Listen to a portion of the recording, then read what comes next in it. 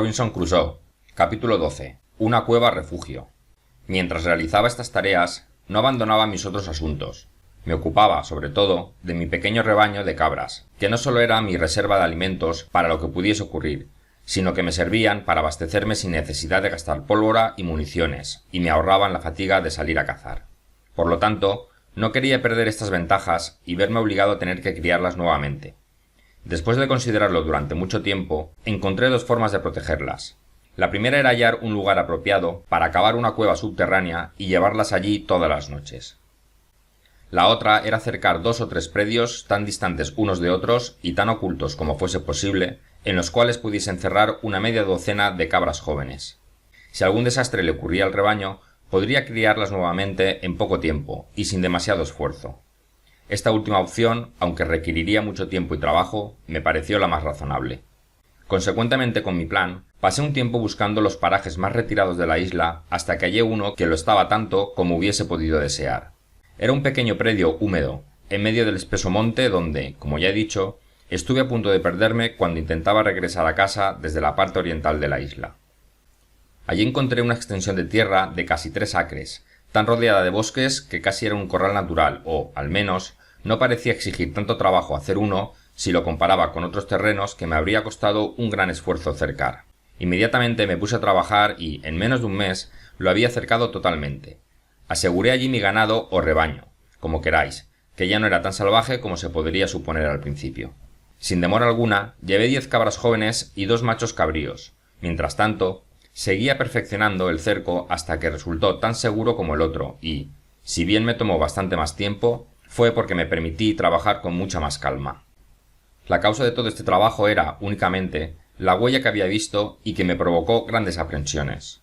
Hasta entonces no había visto acercarse a la isla a ningún ser humano, pero desde hacía 2 años vivía con esa preocupación que le había quitado tranquilidad a mi existencia, como bien puede imaginar cualquiera que sepa lo que significa vivir acechado constantemente por el temor a los hombres. Además, debo confesar con dolor, la turbación de mi espíritu había afectado notablemente mis pensamientos religiosos, y el terror de caer en manos de salvajes y caníbales me oprimía de tal modo que rara vez me encontraba en disposición de dirigirme a mi Creador. No tenía la calma ni la resignación que solía tener, sino que rezaba bajo los efectos de un gran abatimiento y de una dolorosa opresión, temiendo y esperando cada noche ser asesinado y devorado antes del amanecer. Debo decir, por mi experiencia, que la paz interior, el agradecimiento, el amor y el afecto son estados de ánimo mucho más adecuados para rezar que el temor y la confusión. Un hombre que está bajo la amenaza de una desgracia inminente no es capaz de cumplir sus deberes hacia Dios que uno que yace enfermo en su lecho, ya que esas aflicciones afectan al espíritu como otras afectan al cuerpo, y la falta de serenidad debe constituir una incapacidad tan grave como la del cuerpo, y hasta mayor. Rezar es un acto espiritual, y no corporal. Pero prosigamos. Una vez aseguré parte de mi pequeño rebaño, recorrí casi toda la isla en busca de otro sitio apartado que sirviera para hacer un nuevo refugio. Un día, avanzando hacia la costa occidental de la isla, a la que nunca había ido todavía, mientras miraba el mar, me pareció ver un barco a gran distancia.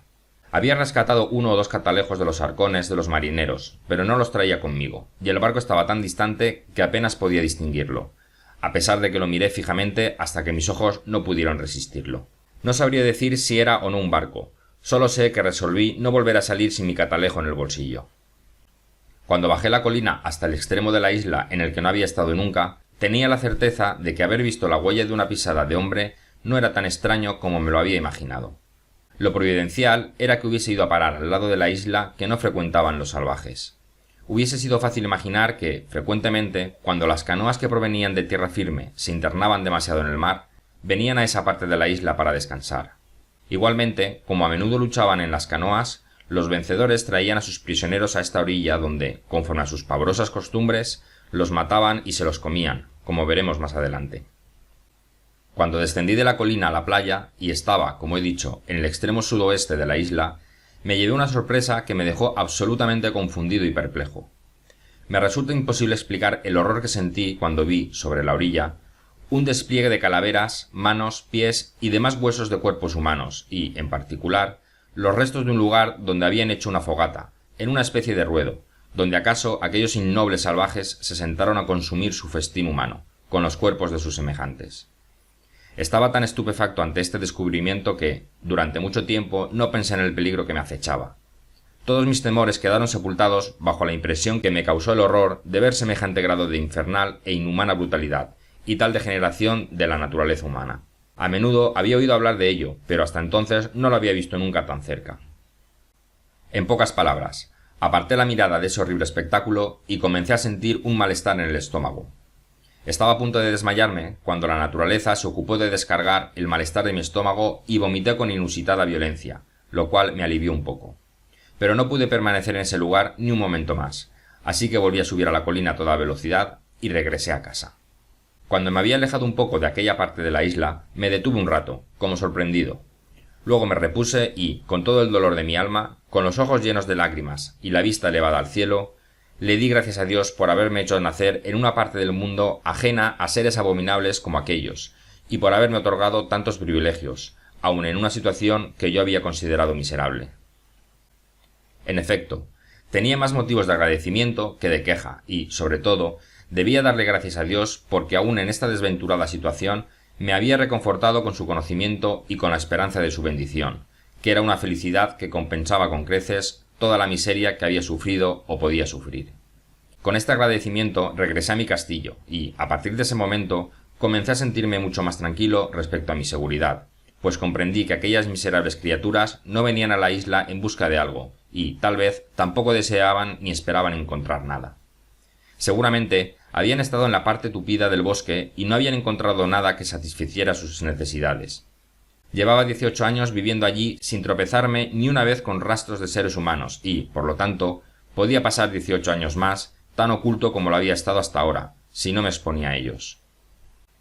Era poco probable que algo así sucediese, puesto que lo único que tenía que hacer era mantenerme totalmente escondido como siempre lo había hecho, y, a menos que encontrase otras criaturas mejores que los caníbales, no me dejaría ver.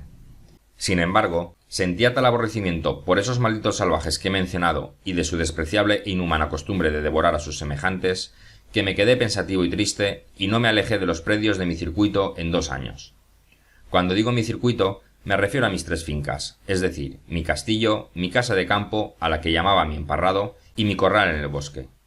No seguí buscando otro recinto para las cabras, pues la aversión que sentía hacia aquellas diabólicas criaturas era tal que me daba tanto miedo verlas a ellas como al demonio en persona.